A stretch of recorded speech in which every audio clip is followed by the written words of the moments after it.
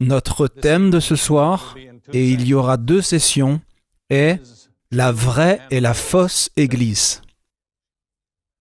La chose la plus importante à retenir de ces sessions est le fait qu'il y a une vraie Église et qu'il y a une fausse Église.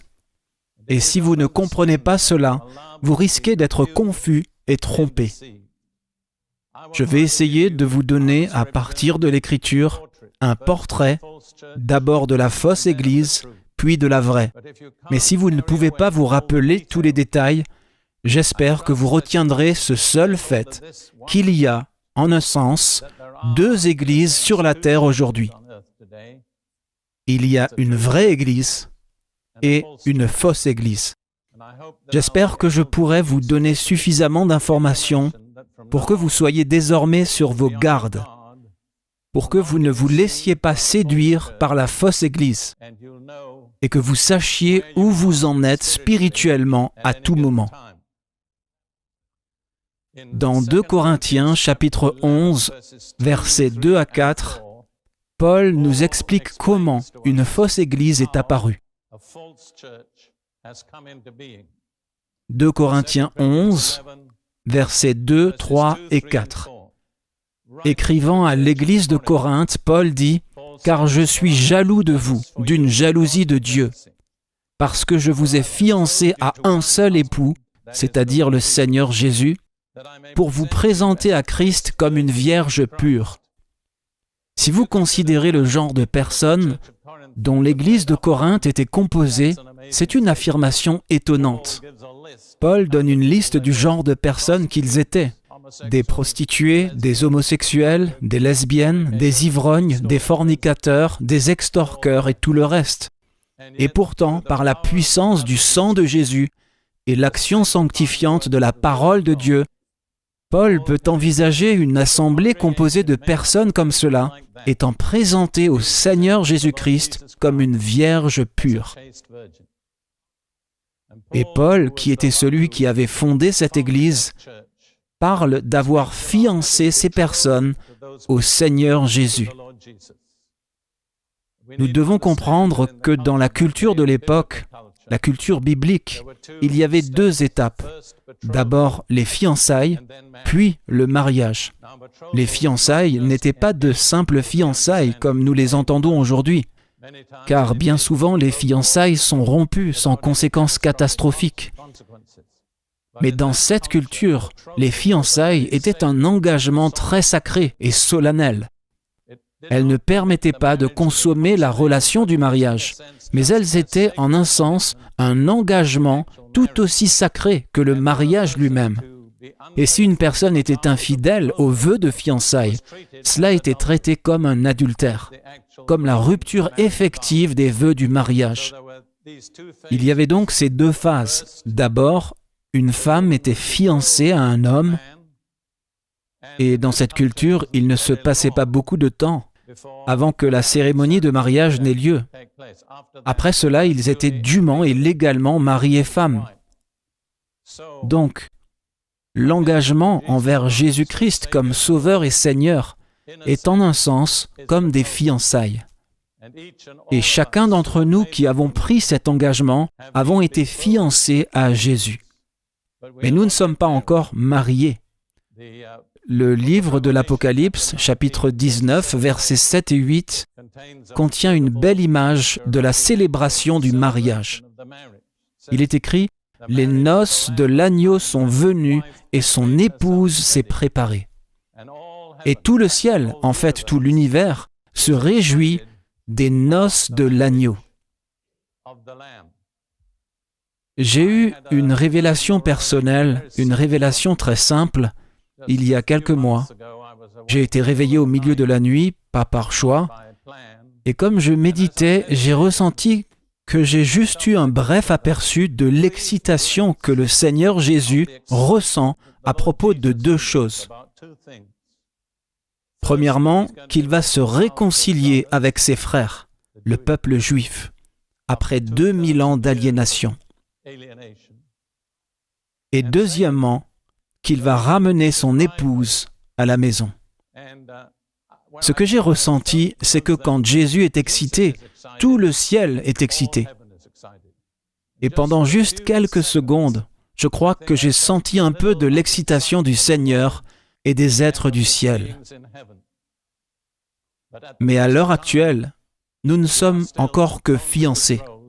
Le repas de noces n'a pas eu lieu. Maintenant, c'est ici que la vraie et la fausse Église se séparent. La vraie Église reste fidèle à ses vœux de fiançailles. La fausse Église est infidèle, et en étant infidèle à ses vœux, elle est ensuite décrite comme une prostituée ou une femme immorale. Et Paul poursuit dans les 2 versets suivants en expliquant comment les chrétiens peuvent être corrompus de leur engagement initial envers Jésus.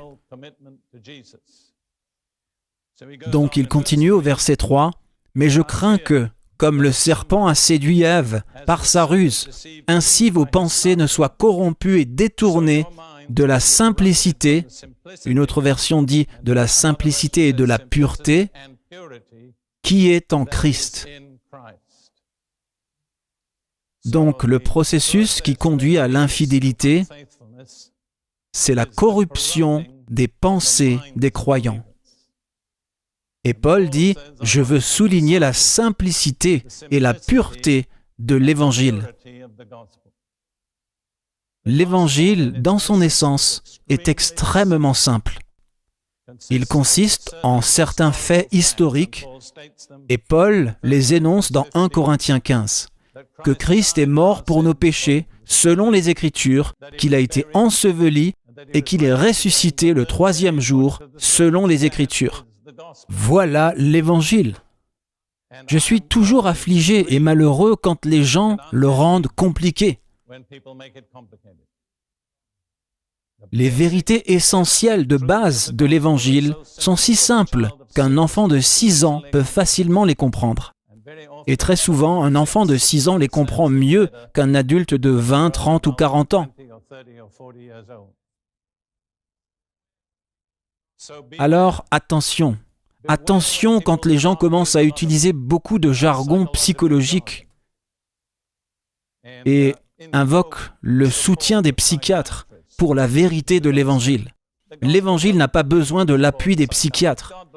Que Dieu bénisse les psychiatres, ils font leur travail, certains meilleurs que d'autres, mais ils le font. La Bible se tient d'elle-même, sans besoin de l'approbation des psychiatres ou des philosophes ou des scientifiques ou de qui que ce soit. Elle est basée sur certains faits historiques simples. C'est soit vrai, soit faux, mais il n'y a rien entre les deux. Elle diffère en cela de toutes les autres religions du monde. Parce qu'aucune autre religion du monde n'est liée de cette façon à l'histoire de l'humanité. Toutes les autres religions, le bouddhisme, le shintoïsme, l'hindouisme, l'islam, sont toutes, en un sens, indépendantes de l'histoire. Mahomet aurait pu avoir ses visions ou quoi que ce soit qu'il ait eu dans n'importe quelle grotte, à n'importe quel endroit, n'importe où. Cela n'aurait pas changé la révélation qu'il a eue. C'est la même chose pour l'hindouisme, le bouddhisme, ils sont spéculatifs. Ils sont entrés dans l'histoire à un certain moment et les bouddhistes croient que Bouddha a reçu sa révélation sous un arbre de la Bodhi, quel que soit l'arbre de la Bodhi, mais cela aurait pu être n'importe quel type d'arbre. Ce n'est pas lié à l'histoire de l'homme. Le christianisme est la seule religion qui s'inscrit dans l'histoire de l'humanité. Et soit les choses qu'il prétend s'être produites se sont produites, ou ne se sont pas produites. C'est soit vrai, soit faux. Mais il est très différent dans son contenu de toute autre religion du monde. Et comme je l'ai dit, il est essentiellement simple. Et Paul poursuit en expliquant le processus de corruption mentale. Au verset 4, « Car si celui qui vient, c'est un autre prédicateur que Paul, qui a suivi Paul, et l'un des grands problèmes de Paul était que, après qu'il ait présenté la simplicité de l'Évangile, d'autres hommes venaient et le rendaient plus compliqué. et essayer d'impliquer les gens dans toutes sortes de restrictions et de règlements légaux qui ne font pas partie de l'Évangile. Il a eu ce problème à Corinthe, en Galatie et dans d'autres endroits. Donc, il dit ceci, « Car si celui qui vient prêche un autre Jésus, que nous n'avons pas prêché, ou que vous receviez un autre esprit que vous n'avez pas reçu, ou un autre évangile que vous n'avez pas accepté, vous le supportez fort bien. » Remarquez qu'il y a 3 phases. Tout d'abord, un autre Jésus. Ensuite, un autre esprit. Et puis, un autre évangile. Donc, tout est centré sur Jésus. Jésus a dit « Je suis la vérité ». Quand vous changez Jésus et que vous cessez de présenter le portrait historique et biblique de Christ, vous allez avoir un autre esprit et il en résultera un autre évangile. Souvenez-vous des Corinthiens. Si un groupe était charismatique, c'était bien eux. Ils étaient ultra charismatiques. Alors n'imaginez pas que le fait que vous soyez baptisé dans l'esprit et que vous parliez en langue et tout ça, ce qui est merveilleux, vous garantit que vous ne serez pas trompé. Ce n'est pas le cas. J'aimerais vous proposer juste 3 versions contemporaines d'un autre Jésus, qui sont dans votre plan, mais je vais les écrire.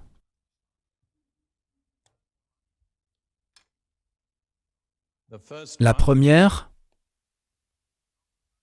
le numéro 1, est une sorte de gourou oriental.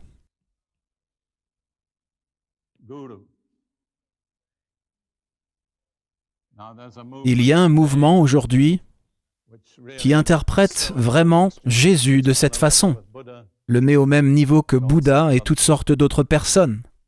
Ça s'appelle, qui peut me le dire, le mouvement New Age. C'est leur version de Jésus. Si vous voulez vraiment vous attaquer à ce problème, il y a une épître que vous devez étudier avant toutes les autres.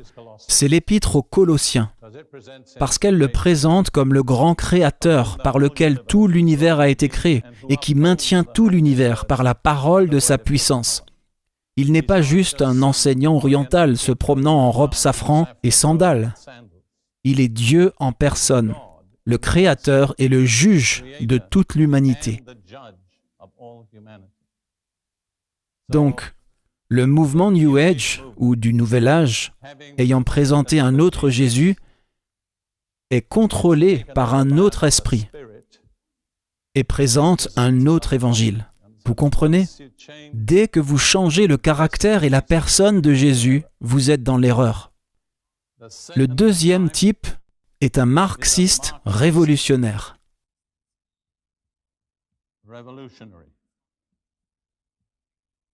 Il y a un continent où ce phénomène est particulièrement présent, qui est l'Amérique du Sud, c'est exact. Et c'est connu sous le nom de théologie de la libération, qui enseigne que c'est le travail des chrétiens de résoudre les problèmes des pauvres, d'exiger la justice sociale, éliminer les riches et mettre en place un nouvel ordre politique. Eh bien, Jésus n'a jamais fait cela. Il avait une grande compassion pour les pauvres, mais il n'a jamais cherché à instituer un autre ordre social par la force. Il a dit « Mon royaume n'est pas de ce monde.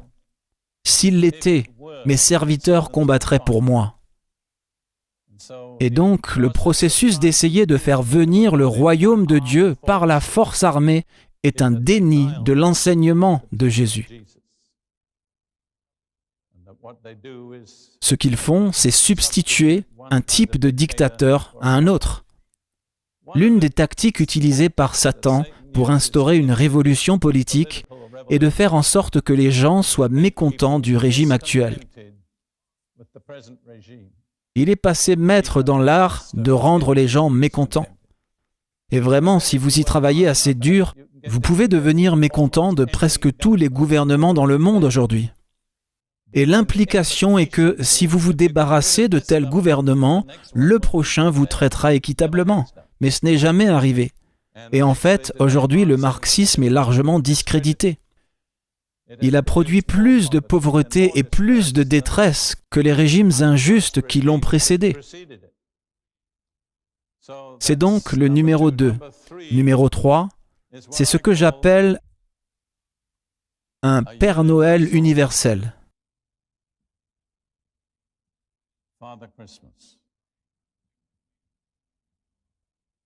Ils imaginent en quelque sorte Jésus se promenant en tapotant les gens sur la tête, disant « Allons, allons, ce n'est pas grave, tout va s'arranger, ne t'inquiète pas ». Ce n'est pas une représentation véritable de Jésus. Les lieux qui diffusent principalement cette doctrine sont appelés « églises libérales ».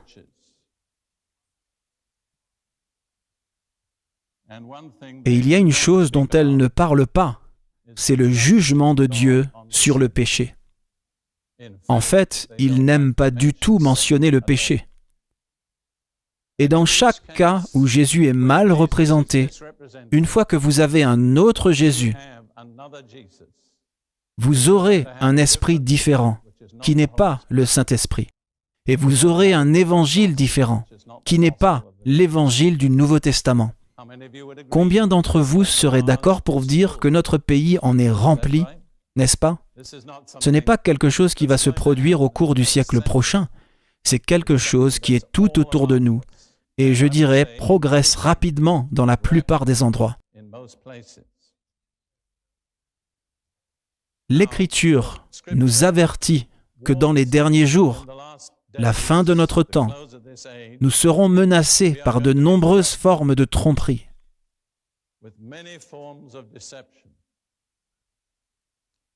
Si vous vous tournez pour un moment vers 1 Timothée, chapitre 4,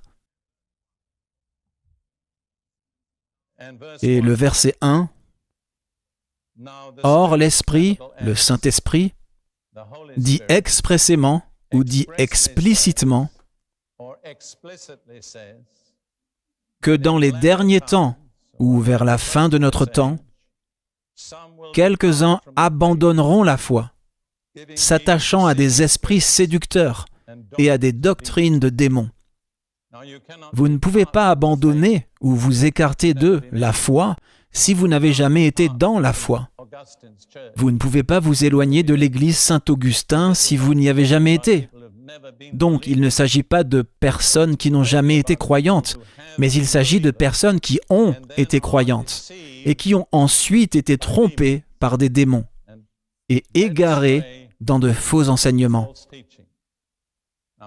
Certains d'entre vous seront peut-être surpris de savoir qu'il y a des années, dans la grande ville de Londres, j'avais l'habitude de prêcher régulièrement dans les rues, 3 fois par semaine, principalement au Speaker's Corner ou coin des orateurs à Marble Arch, qui était un endroit différent de ce qu'il est aujourd'hui. Croyez-moi, c'était un jardin aux ours. Plus d'une fois, j'ai été agressé physiquement par des gens qui n'approuvaient pas ce que je prêchais. Mais nous avons eu beaucoup de gens venir au Seigneur. Je mentionne cela parce que il y avait un jeune homme qui a eu une conversion spectaculaire. Son prénom était Paul. Il a été sauvé un dimanche soir, baptisé dans l'Esprit le mardi soir et a reçu le don de prophétie le jeudi soir. À l'époque, c'était un record. Mais, au bout d'un certain temps, il a commencé à me parler d'idées qu'il entretenait dans ses pensées. Plus je l'écoutais, moins j'aimais ça. Et il disait en fait, quelque chose me dit que, et puis il me disait ses idées. Plus il parlait, plus je me rendais compte qu'il me transmettait l'enseignement de la science chrétienne. Mais quand j'ai fait mon enquête, il n'avait lui-même jamais étudié la science chrétienne. C'était donc juste le démon qui lui avait insufflé cet enseignement. Et il n'est pas resté fidèle au Seigneur. Il s'est laissé séduire par l'erreur. Donc, je sais que cela arrive. Je veux dire, je l'ai vu se produire pas seulement dans une vie, mais hélas, je l'ai vu se produire dans de nombreuses vies. C'est une réalité à laquelle nous devons faire face. Et une fois encore, j'aimerais me tourner vers Matthieu 24. Certains d'entre vous ne savent peut-être pas que la prophétie que nous avons eue, ou l'interprétation qui a été faite précédemment, est basée sur Matthieu 24, verset 14. Cette bonne nouvelle du royaume sera proclamée dans le monde entier pour servir de témoignage à toutes les nations. Mais si vous regardez les versets précédents, vous découvrez que ce ne sera pas si facile. Si vous regardez dans Matthieu 24 à partir du verset 9, alors ils vous livreront, vous, c'est-à-dire nous, à la tribulation ou au tourment, et ils vous tueront. Et vous serez haïs de toutes les nations à cause de mon nom. Alors beaucoup seront offensés et se trahiront les uns les autres et se haïront les uns les autres. Nous avons un peu vu de cela peut-être dans cette nation, mais dans certains pays de l'Union soviétique, en Chine et ailleurs, ce sont des réalités quotidiennes. Elles se produisent aujourd'hui à grande échelle. Ensuite, il est dit « Alors beaucoup de faux prophètes s'élèveront et séduiront beaucoup de gens. » Et c'est aussi ce qui arrive, hélas. Presque à chaque endroit où le Nouveau Testament parle de la fin de notre temps, ce qui est le plus souligné, c'est la nécessité d'être sur ses gardes, de ne pas se laisser tromper. Il n'y a pas un seul d'entre nous qui ne soit pas en danger d'être trompé. Je suis chrétien maintenant depuis 48 ans. Je ne suis jamais retombé dans mon mode de vie précédent. J'ai servi le Seigneur du mieux que j'ai pu. Mais en aucun cas, je ne considère comme acquis que je ne puisse pas être trompé. Les personnes qui s'appuient sur leur propre expérience ou leur propre intelligence sont de parfaits candidats pour la tromperie. Il n'y a qu'une seule garantie, c'est d'être très humble avec le Seigneur. L'orgueil est le levier qui ouvre la porte à la tromperie. Soyez sur vos gardes contre l'orgueil. Et puis, dans le même contexte, Jésus poursuit en disant « Et parce que l'iniquité abondera, l'amour de beaucoup de chrétiens se refroidira. » Puis il dit « Mais celui qui aura persévéré ou enduré jusqu'à la fin sera sauvé. » Il y a donc quelque chose à endurer, vous comprenez? Ce ne sont pas des paroles creuses. Il y aura de la persécution, il y aura de la trahison, de l'opposition, de la tromperie, de l'iniquité, la progression du mal. Et au milieu de tout cela, Jésus dit, « Mais si vous tenez jusqu'à la fin, vous serez sauvés. » Cela ne veut pas dire que vous n'êtes pas sauvés maintenant, mais ça signifie que pour rester sauvés, il faudra endurer. Jésus a dit que par votre endurance ou persévérance, vous posséderez vos âmes. C'est le prix de votre âme, c'est l'endurance. Et puis le verset suivant, « Et cet évangile du royaume sera proclamé dans le monde entier pour servir de témoignage à toutes les nations. Alors la fin viendra. » Quel est le signe final que notre temps touche à sa fin? La proclamation de la bonne nouvelle du royaume dans le monde entier, à toutes les nations. Je dis cela parce que proclamer la bonne nouvelle dans le monde entier ne sera pas une tâche facile. Les pressions, les oppositions et les dangers augmentent. Mais au milieu de tout cela, Dieu va susciter une race de chrétiens qui se feront des visages de silex et s'acquitteront de leurs tâches. C'est ce que je crois. Considérons maintenant l'origine de la fausse religion et l'origine de la vraie religion. L'origine caractéristique de chacune remonte au début de l'histoire de l'humanité. Et elles ont commencé, toutes les deux, avec les deux fils d'Adam, Caïn et Abel. Il n'y a jamais eu d'autre type de religion dans l'histoire de l'humanité que l'une ou l'autre de ces deux-là. Alors examinons-les un instant, lisons la description de Caïn et Abel dans Genèse 4,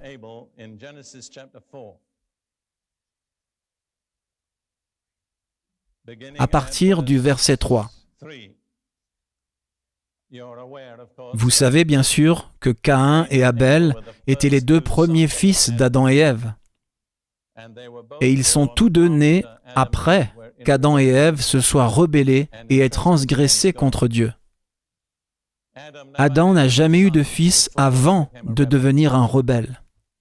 Et chaque descendant d'Adam, depuis ce jour, a quelque part en lui, ou elle, la nature d'un rebelle.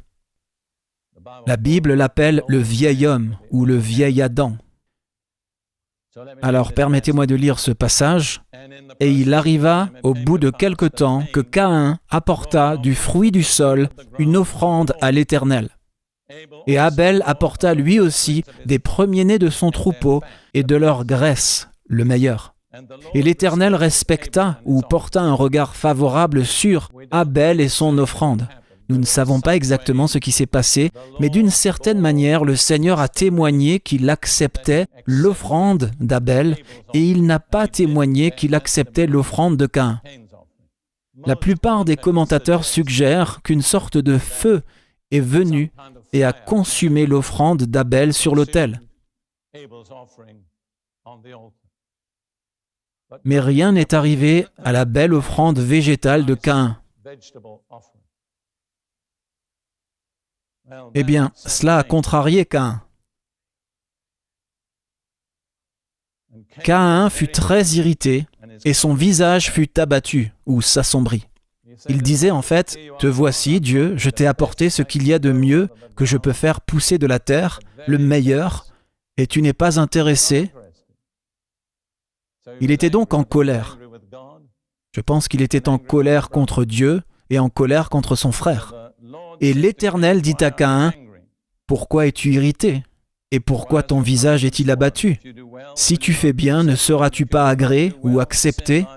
Et si tu ne fais pas bien, le péché est couché à la porte, et son désir sera tourné vers toi, mais tu dois le dominer. » Cependant, Caïn parla à Abel son frère, et il arriva, comme ils étaient au champ, que Caïn s'éleva contre Abel son frère et le tua.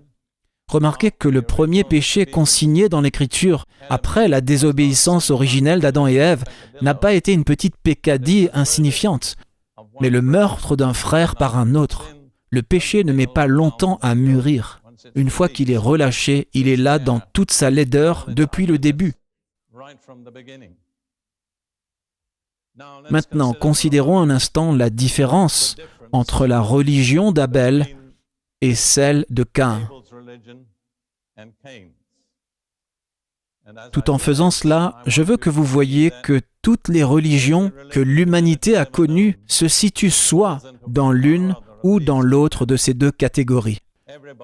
Tout le monde est soit un adepte d'Abel, soit un adepte de Caïn, sans s'en rendre compte. Tout d'abord, Abel a reçu une révélation divine. Nous le savons parce que dans Hébreux 11, verset 4, il est dit « Par la foi, Abel offrit à Dieu un sacrifice plus acceptable que celui de Caïn. » Et Romains 10, verset 17 dit que la foi vient en entendant la parole de Dieu. Donc, comment il a reçu une parole de Dieu? Nous ne le savons pas. Mais il a reçu une révélation de Dieu, que Dieu exigeait un sacrifice vivant qui devait être tué et placé sur l'autel. Donc, Abel a reconnu cela, mais Caïn l'a rejeté. Il n'a pas accepté la révélation du genre de sacrifice que Dieu exigeait. Par son sacrifice, Abel a reconnu la nécessité d'un sacrifice substitutif pour son péché et le péché de la race humaine. Par son offrande, Caïn a renié la nécessité d'un sacrifice substitutif et aucun sang n'a été versé. L'offrande d'Abel indiquait la nécessité d'une vie déposée, offerte. L'offrande de Caïn a rejeté cela. Dans Genèse 3, verset 17, après qu'Adam et Ève aient désobéi à Dieu, Dieu a prononcé une malédiction sur la terre. Il a dit « Maudit est le sol ou la terre à cause de toi. » Abel a offert une propitiation pour la malédiction de la terre. Caïn a offert le fruit d'une terre qui était sous la malédiction de Dieu. Rien n'a été fait pour révoquer la malédiction. Donc Caïn a offert à Dieu quelque chose que Dieu avait dit être sous une malédiction.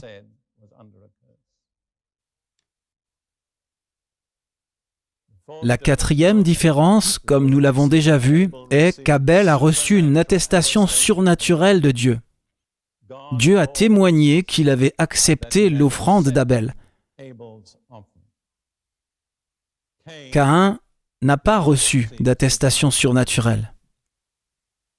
Il s'est contenté d'une performance religieuse. Combien de pratiquants de l'Église sont dans ce cas aujourd'hui? Une performance religieuse, mais pas d'attestation surnaturelle. Cinquième différence, une différence concrète. La religion d'Abel a produit un martyr. La religion de Caïn a produit un meurtrier. C'est une très grande différence. Mais dans chaque cas, c'était le résultat de leur religion. La sixième différence est que la religion d'Abel produira une épouse pour Christ. La religion de Caïn produira une prostituée. Voilà donc les deux types de religion. Je vais les passer en revue très simplement, sans entrer dans les détails. Abel a reçu la révélation divine, Caïn l'a rejetée. Abel a reconnu la nécessité d'un sacrifice de substitution et d'une vie donnée. Caïn l'a rejeté. Abel a offert une propitiation pour la malédiction que Dieu avait prononcée sur la terre. Caïn a simplement offert à Dieu le produit d'une terre maudite. L'offrande d'Abel a reçu une attestation surnaturelle de Dieu. Caïn n'a pas reçu d'attestation surnaturelle, et c'est ce qui l'a mis en colère. Et bien que nous soyons faillibles, nous les charismatiques, et pentecôtistes et d'autres comme nous, l'une des principales raisons pour lesquelles les gens ne nous aiment pas, c'est parce que nous avons reçu une attestation surnaturelle, et pas eux. La nature humaine n'a pas du tout changé. Et puis, le produit final, la religion d'Abel a produit un martyr, une vie déposée. La religion de Caïn a produit un meurtrier. Et enfin, en regardant vers l'avenir, la religion d'Abel fera naître l'épouse. La religion de Caïn donnera naissance à la prostituée. Vous voyez, il y a une ligne complète de démarcation entre les deux religions. Et je vous suggère, c'est un sujet bien trop vaste pour l'aborder en détail, que chaque religion pratiquée par la suite, par l'humanité, entre dans l'une ou l'autre de ces deux catégories. Il n'y a pas de nouveau type de religion, il y a juste beaucoup de variations différentes sur les deux religions originelles. Maintenant, j'aimerais commencer à esquisser l'image de la prostituée, le produit de la religion de Caïn. Et si vous vous arrêtez un moment pour considérer les serviteurs de Dieu à travers la Bible, qui leur a donné le plus de mal? Les religieux ou les non-religieux? Les religieux. Quelle religion avaient-ils? La religion de Caïn, c'est ça. Qui a mis à mort ou persécuté les prophètes? Les disciples de Caïn. Qui ont été responsables de la crucifixion de Jésus? Les disciples de Caïn. Vous voyez? Et cela n'a pas changé depuis 2000 ans. Ça continue de la même façon. En jetant un coup d'œil à la prostituée, la fausse église, la première chose que je veux dire, c'est qu'elle exploite le pouvoir politique.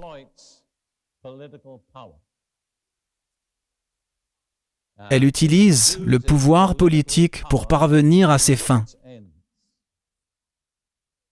C'est pourquoi je suis toujours un peu réservé quand j'entends des chrétiens parler de prendre en main la politique. Parce qu'à chaque fois que c'est arrivé dans le passé, ça a été un désastre pour l'Église. Cela s'est passé au IVe siècle, quand le christianisme est devenu la religion officielle de l'Empire romain sous Constantin. À partir de ce moment, le christianisme a décliné. C'est ce qui s'est passé au Moyen-Âge lorsque le pape maniait les deux épées, l'épée du gouvernement spirituel et l'épée du gouvernement politique. Et l'Église était dans un état d'obscurité presque totale. Je ne crois pas qu'il y aura jamais un changement à cet égard. Nous ne sommes pas appelés à diriger le système politique. Nous sommes appelés à prier pour nos dirigeants et de temps en temps, Dieu suscite des hommes remarquables qui jouent un rôle essentiel dans le système politique. Des hommes comme Joseph et Daniel et Wilberforce et d'autres. Mais l'Église n'a jamais été ordonnée par Dieu de prendre en charge le système politique. Regardons la situation de l'Église et du système politique dans Apocalypse 13. Nous avons l'aperçu d'une fédération politique qui est décrite comme une bête. Apocalypse 13, verset 1, Jean dit « Je vis monter de la mer une bête qui avait 10 cornes et 7 têtes, et sur ses cornes 10 diadèmes, et sur ses têtes des noms de blasphème. » C'est le système politique, la fédération. Je pense le dernier système politique de la fin des temps. Mais dans Apocalypse 17, verset 3, et Apocalypse 17 est le portrait de la prostituée, il est dit « L'ange me transporta en esprit dans un désert, et je vis une femme, c'est la fausse Église, assise sur une bête écarlate, pleine de noms de blasphème, ayant 7 têtes et 10 cornes. » Donc, voici la femme, la prostituée, la fausse Église, qui est assise sur le système politique et qui s'en sert pour accéder au pouvoir. Ce n'est pas la vraie Église. Maintenant, dans l'histoire d'Israël, il y a une sorte d'anticipation très claire de cela, à l'époque du roi Akab. Akab était le roi du royaume du Nord, Israël. Le royaume du Nord était déjà retombé dans la rébellion. Ils étaient déjà impliqués dans l'adoration des veaux d'or et d'autres choses mauvaises. Mais ils sont allés beaucoup plus loin dans la rébellion sous Akab, parce qu'Akab avait épousé une femme appelée Jézabel. Et Jézabel était la fille d'un roi païen. Et elle était une adepte et une promotrice de l'adoration de Baal. Et Baal, dans un certain sens, était l'ultime alternative maléfique à l'adoration du vrai Dieu. Et par son mariage avec le roi, Jézabel a introduit le culte de Baal en Israël. Et à bien des égards, elle est une image très frappante de la fausse Église. L'une des choses qui a toujours été claire pour moi depuis des années, c'est qu'Élie ne se faisait pas d'illusions sur ce que Jézabel lui ferait si elle pouvait s'emparer de lui. Et je dois dire que je pense que c'est la même chose avec la fausse Église. Regardons quelques passages dans 1 Roi, chapitre 16,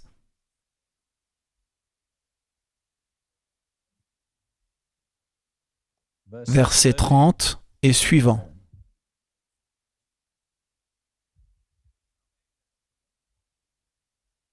Et Akab, fils d'Omri, fit ce qui est mauvais aux yeux de l'Éternel, plus que tous ceux qui avaient été avant lui. Et la Bible dit clairement que la raison en est qu'il y était incité par sa femme Jézabel. Et il arriva que, comme si c'était peu de chose de marcher dans les péchés de Jéroboam, fils de Nébat, qui avait introduit le culte des veaux d'or, il prit pour femme Jézabel, fille d'Ethbal, roi des Sidoniens. Et il alla servir Baal et se prosterna devant lui. et dressa un autel à Baal dans la maison de Baal qu'il bâtit à Samarie. Akab fit une statue de bois, le nom hébreu est Ashéra, qui était une idole de bois représentant une femme, probablement extrêmement sexuelle, qui était habituellement adorée par les Cananéens. Il a donc introduit le culte de Baal et le culte d'Ashéra ou Astarté. Akab fit plus encore que tous les rois d'Israël qui avaient été avant lui, pour irriter l'Éternel, le Dieu d'Israël.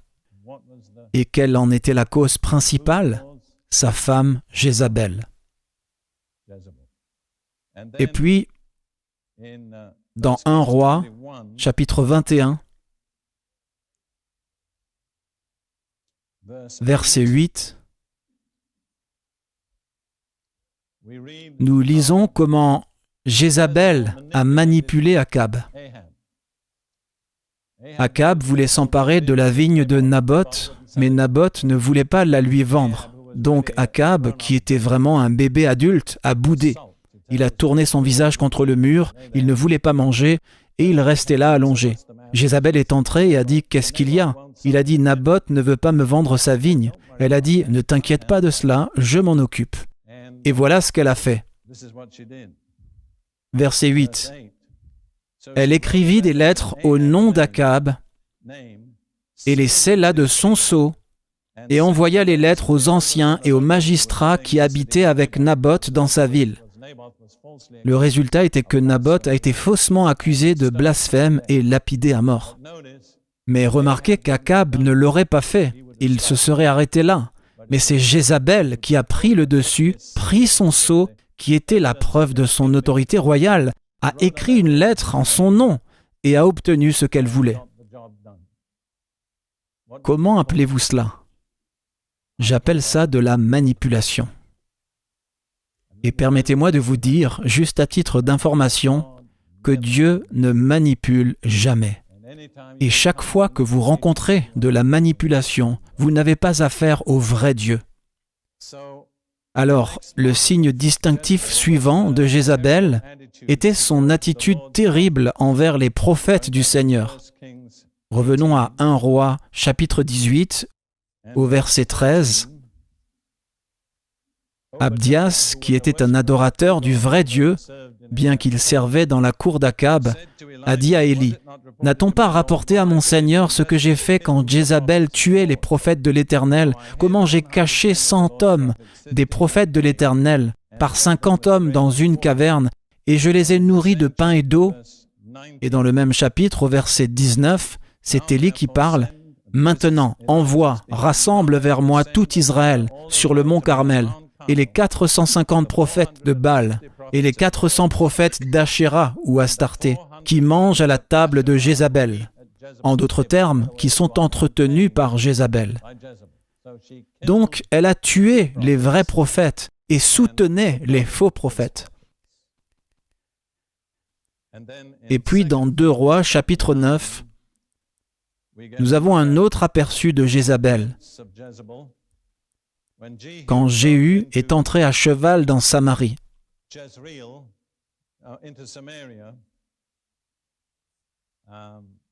Jézabel savait que son tour était venu, qu'il était venu là pour la tuer. Sa réaction a donc été typique. Elle s'est maquillée, a mis du mascara sur ses yeux et a regardé par la fenêtre et s'est dit que son sex-appeal changerait l'attitude de Jéhu. Mais Jéhu n'était pas le genre de personne à céder à cela.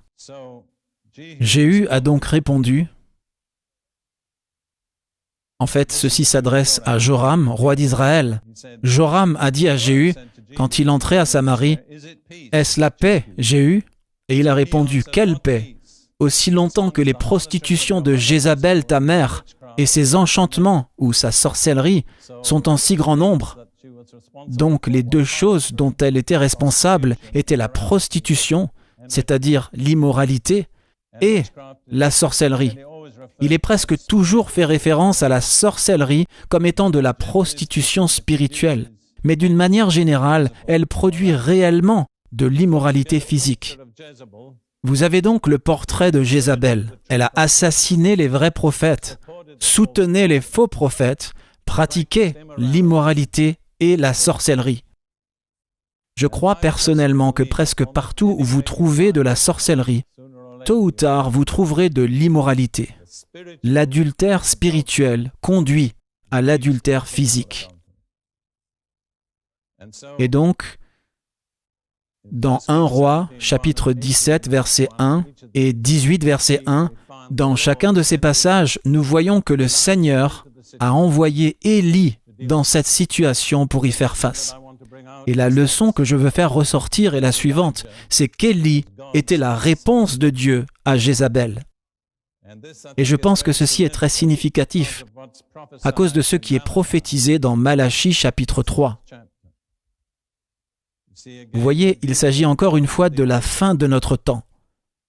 Et dans Malachie 3, verset 23, le Seigneur dit, « Voici, je vous enverrai Élie, le prophète, avant que le jour de l'Éternel arrive, ce jour grand et redoutable. » Maintenant, quand Élie entre en scène, vous savez quel est le problème. C'est la sorcellerie.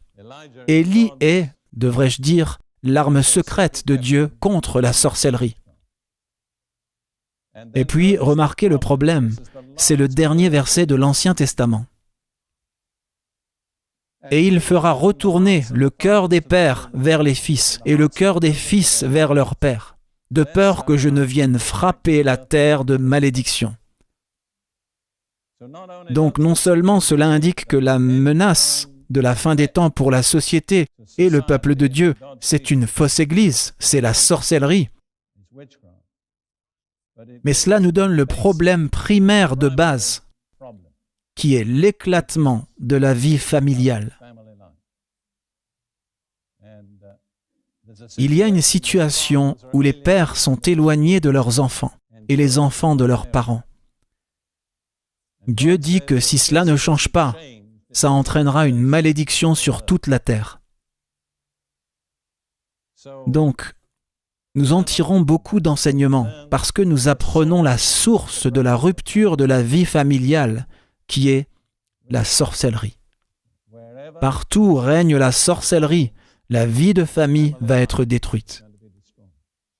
Les relations familiales vont être brisées. Et dans de nombreux cas, l'autorité de l'homme, le père, le chef de famille, sera supplantée par l'autorité féminine. Et tout cela n'est qu'une partie de l'activité de Jézabel. Il y a donc une sorte de petit aperçu dans l'histoire de l'activité de la fausse Église. Maintenant, nous revenons au thème de la façon dont cette Jézabel arrivera au pouvoir. Vous vous souvenez que nous avons dit qu'il s'agit d'une fédération politique. Elle chevauche cet animal écarlate, cette bête écarlate. Revenons maintenant au chapitre 17 de l'Apocalypse.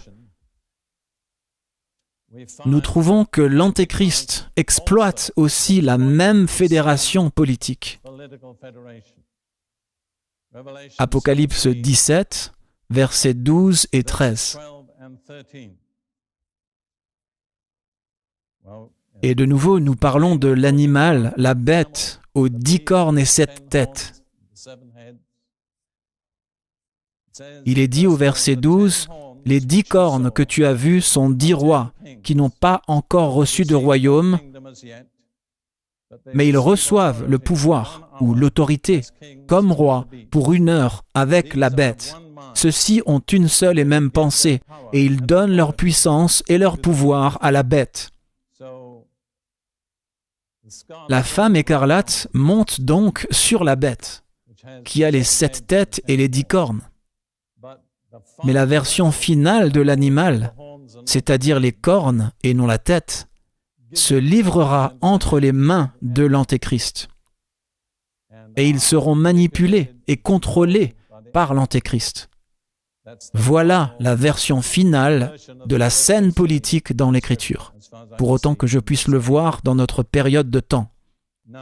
Maintenant, dans un certain sens, de même que la véritable Église est l'épouse de Jésus, la fausse Église est l'épouse de l'Antéchrist. Mais Jésus traite son épouse très différemment de la façon dont l'Antéchrist traite son épouse. Voici une leçon. Je dis aux gens que si vous laissez le diable faire ce qu'il veut de vous, il vous traitera comme un citron.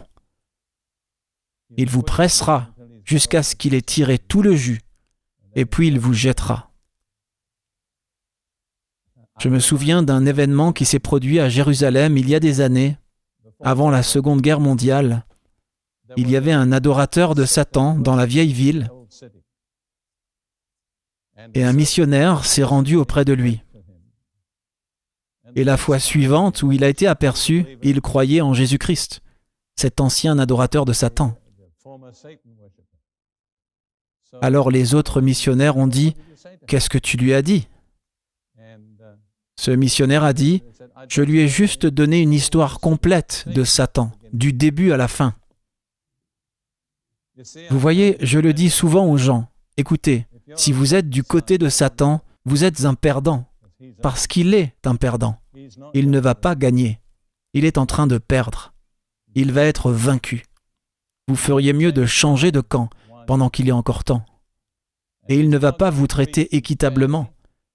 Vous pouvez faire tout ce que vous voulez pour lui, mais à la fin, il vous traitera comme ce citron. Quand il aura obtenu tout ce qu'il veut de vous, il vous jettera. Et c'est ainsi qu'il traite son épouse, vous voyez ?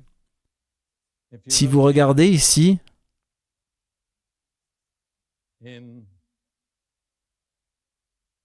dans ce même chapitre 17,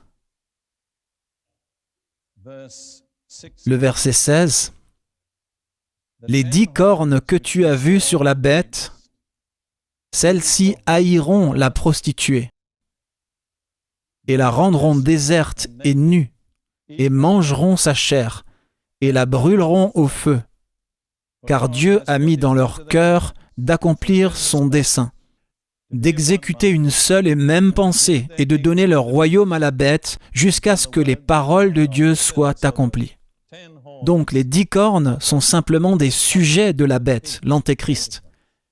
Et la fin ultime de la prostituée est d'être détruite par les 10 cornes. Ils la rendront déserte ou réduiront en désolation, mangeront sa chair et la brûleront au feu.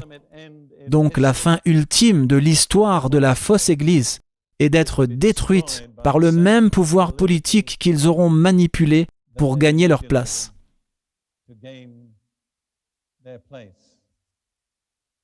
C'est vraiment... Je suis impressionné quand je pense que personne ne trompe jamais Dieu. Tôt ou tard, vous le découvrirez. Il est préférable, si vous n'êtes pas du bon côté, de changer rapidement de camp, parce que le diable ne traite pas bien ses serviteurs. Le Seigneur prodiguera son amour et sa bénédiction et sa provision sur son épouse. Elle partagera le trône avec lui pendant toute l'éternité.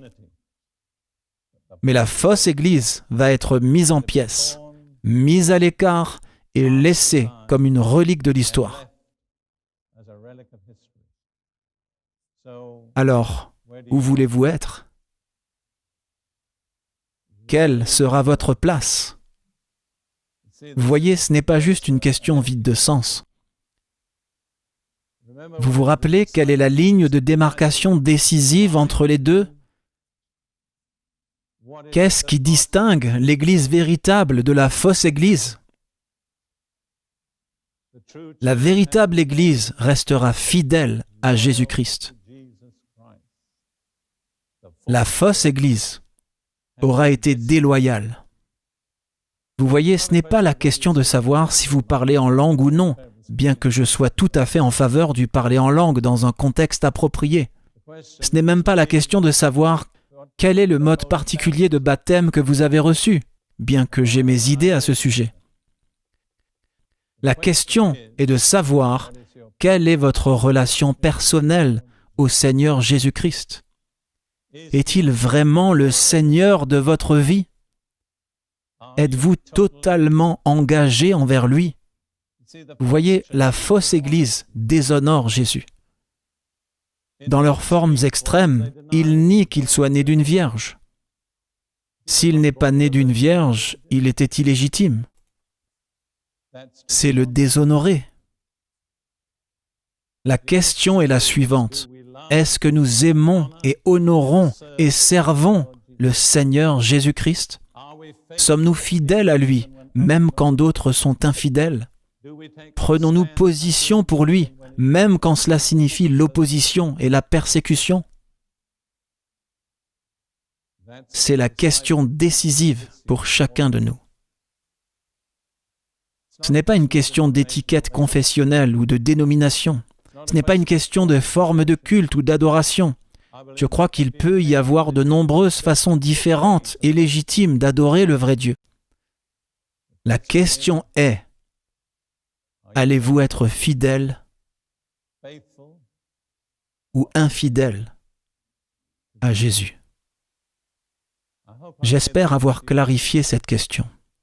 Ce n'est pas une question théologique compliquée. Vous n'avez pas besoin de connaître tous les mystères de l'élection divine. Vous n'avez même pas besoin d'être capable de citer 500 versets de l'Écriture.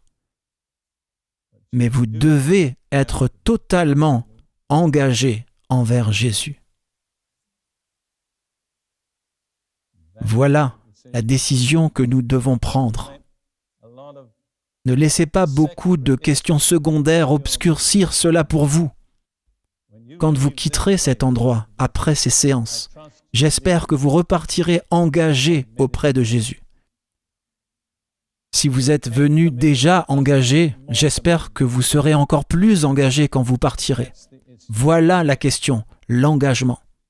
L'engagement à la seigneurie de Jésus-Christ.